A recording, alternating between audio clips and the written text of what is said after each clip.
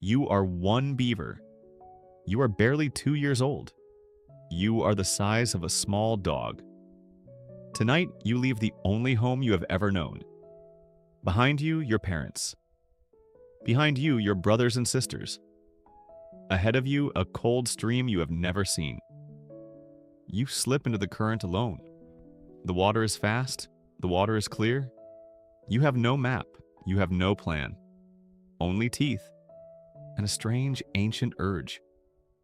Something in you wants to build. You do not yet know what.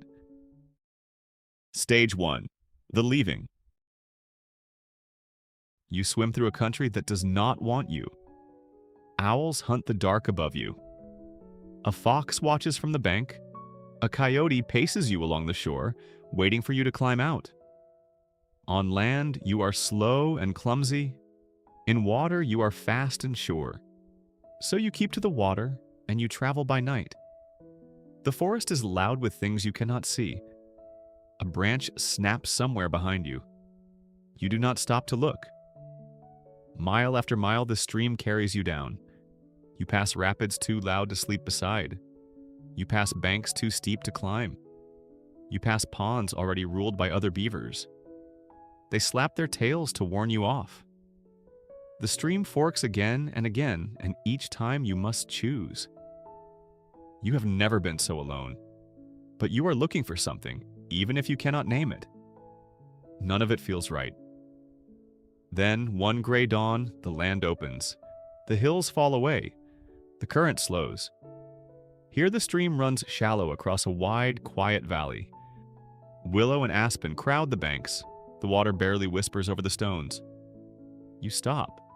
Something in you goes still. This is the place. You do not know how you know. You simply know. Tomorrow, the work begins. Stage 2. The first cut. You choose a young aspen at the water's edge. You rise on your hind legs. You lean in. Your front teeth are bright orange and hard as chisels. They never stop growing, so you never stop cutting.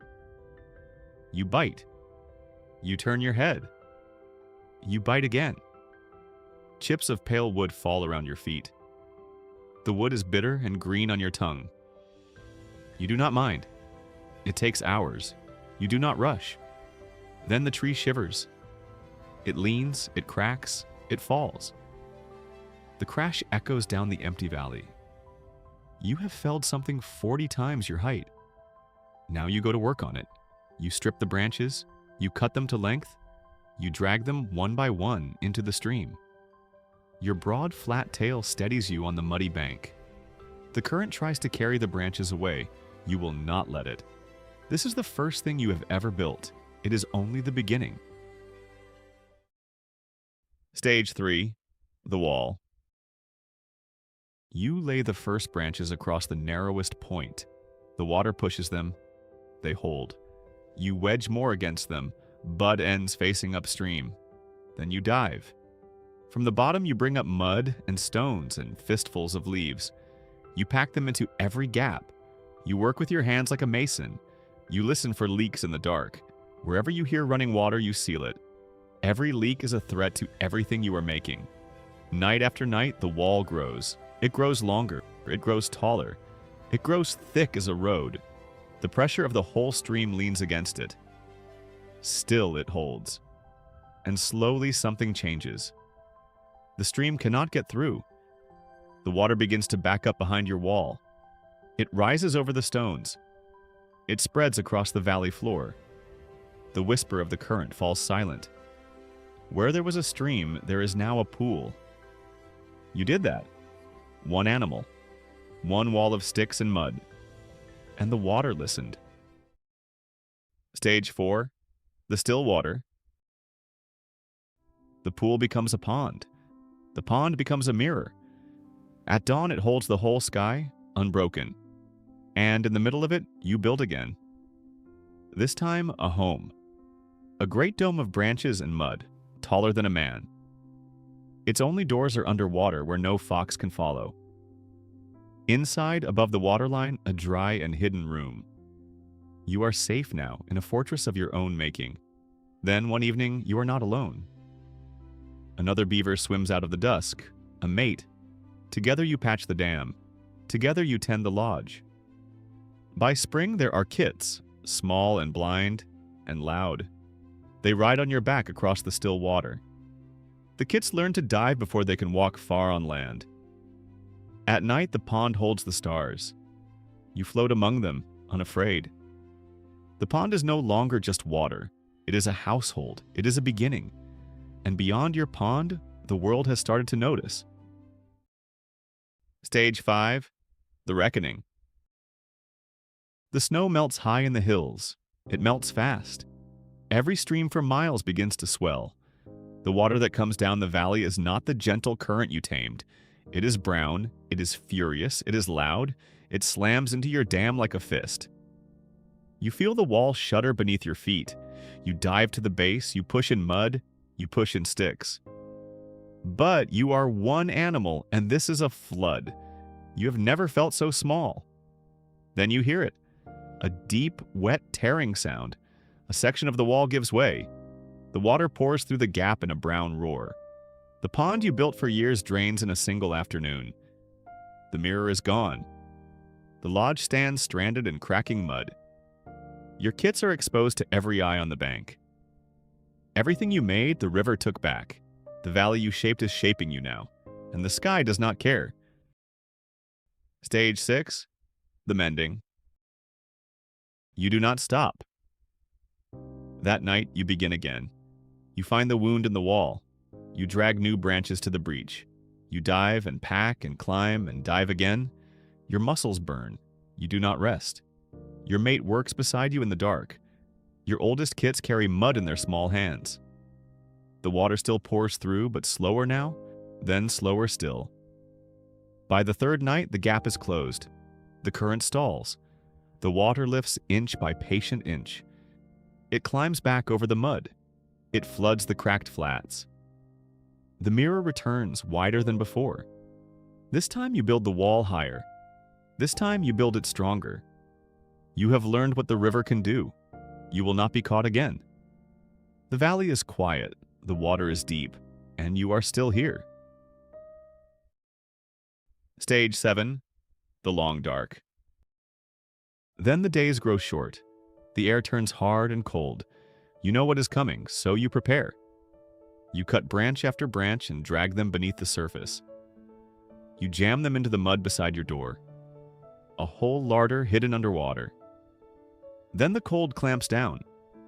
A skin of ice forms across your pond. It thickens night by night until the world above is sealed. But not your world. Beneath the ice, the water still moves. Beneath the ice, your lodge stays warm and dark. You swim out through your hidden door. You feed from the branches you stored. Your breath fogs in the black, still water. Above you, the valley is frozen and silent. Below you, life goes quietly on. For months, no fox, no owl, no flood can reach you. You built a world that even winter cannot break. And when the ice finally melts, you are still there, waiting, ready to build again. Stage 8. The Rising Water. Now the years fold into one another. You raise a second dam downstream, then a third. Each one lifts the water a little higher. When the good trees grow too far to reach, you dig. You carve long canals across the mud and float your timber home. The single pond becomes a chain of ponds. They spill into one another, stepping down the valley like stairs. Water spreads where water never went before. It soaks into the ground. It fills old, forgotten channels. Dead trees stand in the shallows, silver and bare. Around their feet, green things rise. Cattails, sedges, reeds taller than your kits. The banks turn soft and thick with growth. Where you drown the old trees, woodpeckers drill the standing dead. Life pours in from every direction. This is no longer a stream with a dam on it. It is something wider, something wetter, something alive. You cannot see the edges of it anymore. Neither can anyone else. A stream became a pond became a country, and still every night you build, wonder, the wetland. Now rise above it. See what one animal has made. The valley is gone. In its place lies a wetland, glittering from ridge to ridge. A mosaic of ponds and pools and slow green channels. Meadows where the water has drawn back. Marsh where it lingers. Miles of shining, living water, held in place by walls of sticks and mud. And it is crowded with life. Herons stalk the shallows on stilt legs. Frogs sing from the reeds until the whole valley hums. Fish hang in the cool, deep water behind your dams. Dragonflies stitch the air above the lilies. Turtles bask on the silver logs. At dusk, a moose wades in to drink. Otters slide down the muddy banks and vanish. Ducks land in the last of the light. None of them know your name. None of them know that you began it. The water you raise now feeds 1,000 living things. It cools the air. It cleans the stream. It sinks into the earth and waits for the dry years to come. An entire world drinking from your work.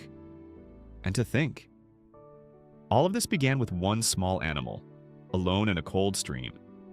It began with teeth and mud and a stubborn refusal to stop. It began with you. Somewhere tonight, a young beaver leaves home for the very first time. Small, alone, barely the size of a small dog, slipping into a fast, clear stream with no map and no plan, only teeth, and that same ancient urge to build. Watch the water. A whole world is about to begin.